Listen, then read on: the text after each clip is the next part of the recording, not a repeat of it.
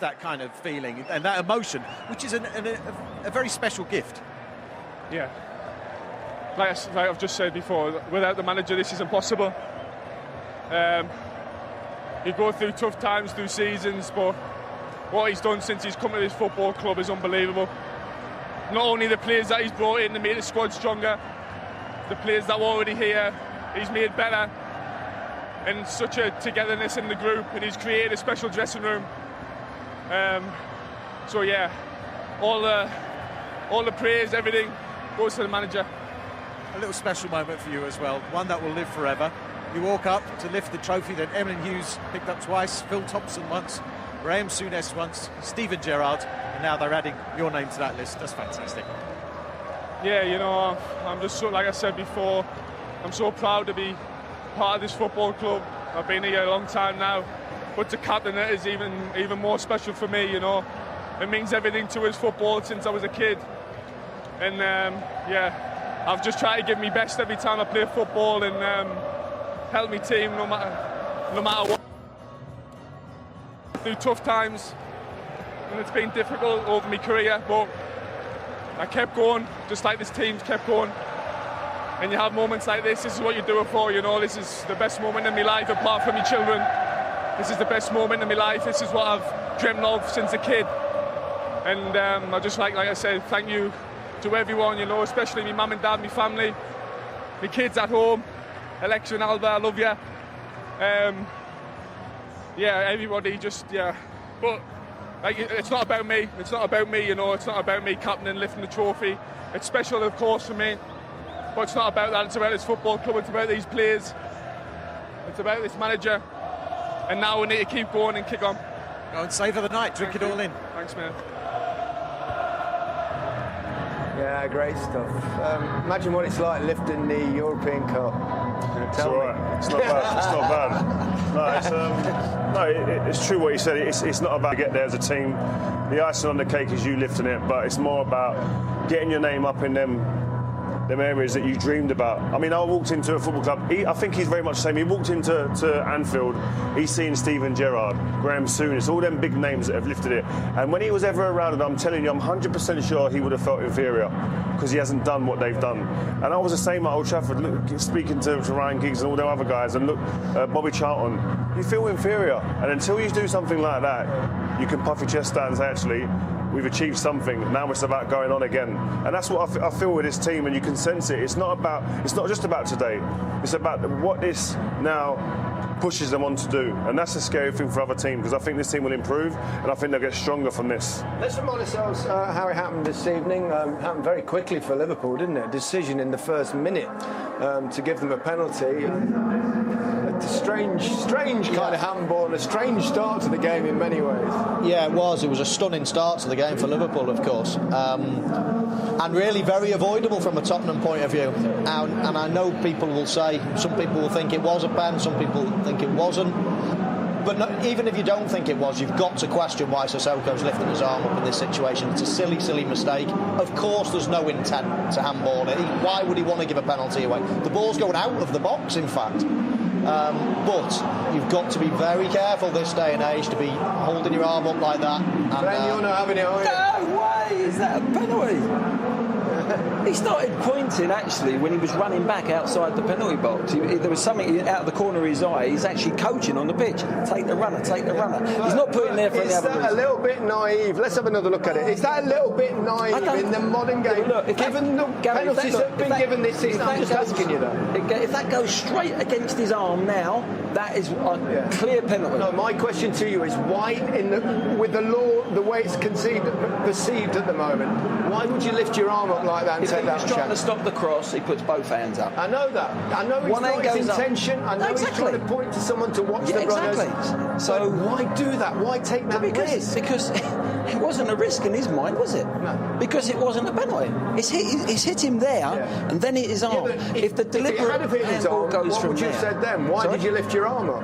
Yeah, exactly. I think it was 100% penalty. If it goes straight in the middle of his arm there, I'd say that is a penalty. It's hit him right in the chest. Then it's rolled along his arm. Yeah. If that's intent, an intentional? It's not intentional. I mean, I'm playing devil's advocate here. I'm not necessarily agreeing with you. That's your job. But the bottom line is, if that is a penalty, well, we're going to have 100 of them a game. I think it's a penalty. I think you're in your penalty box. You don't put your hand up in positions like that. I think you give the referee an opportunity then to give a decision against you.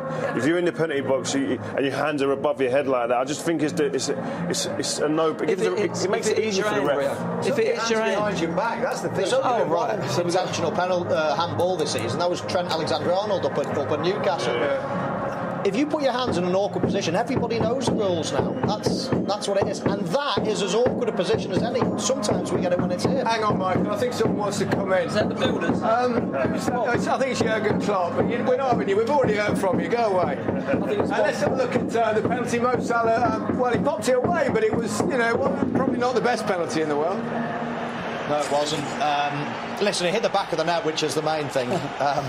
He does go for power. There's not that much accuracy there. I don't think he's trying to go down the middle, because you can see the curl on the ball, the way he's struck it. He's tried to go that corner. He just wasn't going to be too precise. He's gone more for power.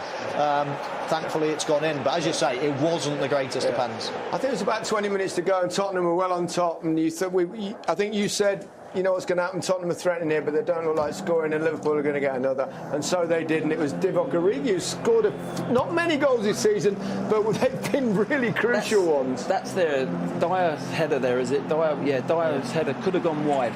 What a finish that is. Yeah. Spurs should have defended it better. They had chances to clear it. There, go wide. Don't knock it into the danger zone. So he's knocked it up. He's done as best as he could. But here as well, for me, Alderweireld's got to throw his body at it. But what a good finish. Look what Alderweireld does there, Glenn. Look at his arms. Exactly. But he's got to be throwing his body at it, Michael.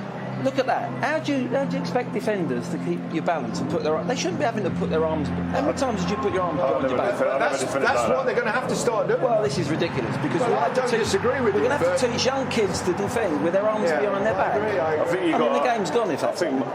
Origi's touch and finish there, I think that's the thing to admire there. I think it was a fantastic touch. Against Germany, it was like your finish. In the semi-final. You're the only one old enough to remember it. On that note, what a season it's been in Europe, and we'll have more of the same. And next season, we'll have every Champions League and Europa League game live and exclusive on BT Sport and in 4K. Time for another break.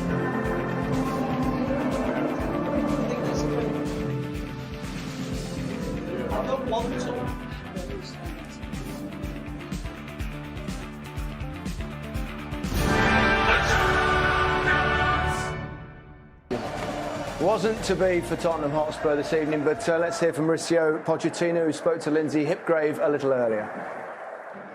Maurizio, I know it's hurting right now. You've been consoling your players. I'm sure there's a huge amount of frustration, but also a huge amount of pride of how far your team have come this season. No, of course. I think we need to feel very proud about the effort, how we fight to arrive to this final. Very unlucky, the first action. We concede a goal on a penalty.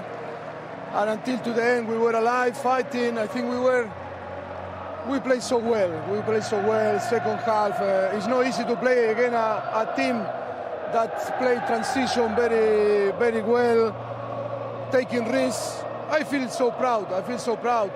Nothing to say. A little bit unlucky. Start a final, a Champions League 1-0 from the start. It's a tough situation. Change complete the plans, and I think we try. We feel very proud of this player, our fans. I think for first time to be in the Champions League final is about to be optimistic for the future. After all the planning and preparation, how tough is it for you as a manager to find yourselves behind so early in the game to that handball decision? That is a circumstance that we cannot manage, and it's difficult to prepare. You never believe that after 1 minute you are going to be 1-0 down, and a situation that not only change the plan, if not change the dynamic, the emotional game, mental, very tough. It's a psychological that increase the level of the opponent, and of course for you it's so tough. It's about to learn learn. It's about to live the experience. Look, Liverpool last year was in our position today, and today they are in a position that was Real Madrid. Only I am so happy and so pleased to manage this group of players. But congratulate to Liverpool, because I think they were a fantastic. They had a fantastic season. And you've shown you're here to stay at this level of football. You set the standard now. Yes, the standards are so high. But wasn't enough today. That is a little bit a shame.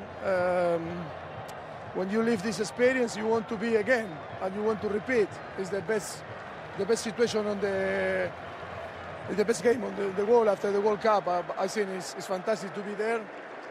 Hope that we can repeat in the future. And will you be there to lead Tottenham, to try and lead them to another Champions League final next season? Always, it's about to try, it's about to believe, it's to build the journey. Hope that happen again as soon as possible. Thank you, Maurizio. He's a gentleman, there's no question about that. And his side did perform in the second half. They had a real go, and if anyone looked likely to score in the second half, it was Tottenham. They had their chances. He should be proud with the way they played, and he's rightly said that. But tactically, they were on top for a lot of it, weren't they? Of course, they're the better side, there's no doubt about it. But it didn't happen for them. But what was good, going down so early in the game, look, this was their chance. If Kane makes the right move, he's gone in front. I don't know why he's made that run across the front there. If he goes in, he killed it off. But look, this is them playing. This is the best part of the game. You know, this was them really getting on the front foot, and you felt then if they could have scored in this period of time, I think they'd have gone on and won it. That's how close it was. Yeah. And but the way they played and reacted to the early goal, for me, that calmness about them, they just kept playing. 62% possession. Yeah, and they had shots on goal. There was 7 or 8 saves from Alisson. And only one for Lloris, and at the end of the day, that's a great chance. That is. Yeah. There's a good save. It might have been in the post, but they were certainly the team that had the intent to win the goal and get the goal and maybe win the game. They were on the front foot right through the second half. It was a little bit like I said before the game, actually. Alisson's saves were all saves that you expect him to make. Yeah. But he's not one of those goalkeepers that makes outrageous saves. His positional sense, where he is on his line, everything about him is just top class. He rarely makes mistakes. He's calm. He's huge as well. He's such a big fella that he doesn't hardly need to make big dives. It's I think Glenn said it earlier, the big difference between Champions League finals of the last 2 seasons is Liverpool have had a top goalkeeper. Yeah, big difference. Well, obviously, especially what happened in the final 12 months ago. Pochettino, you see him staying at Spurs. Big clubs will get interested at some point, yeah, I'm sure. I see him staying there. I think he sees a project there. And I think that the last 2 transfer windows, he hasn't had money to spend. And if he's got the confidence in the board that he's going to have some money to spend in these next windows coming up, then that's a great incentive, I think, for him to stay. Well, we're not letting you go to bed just yet. Well, you can if you want, but we're going to have one more breather.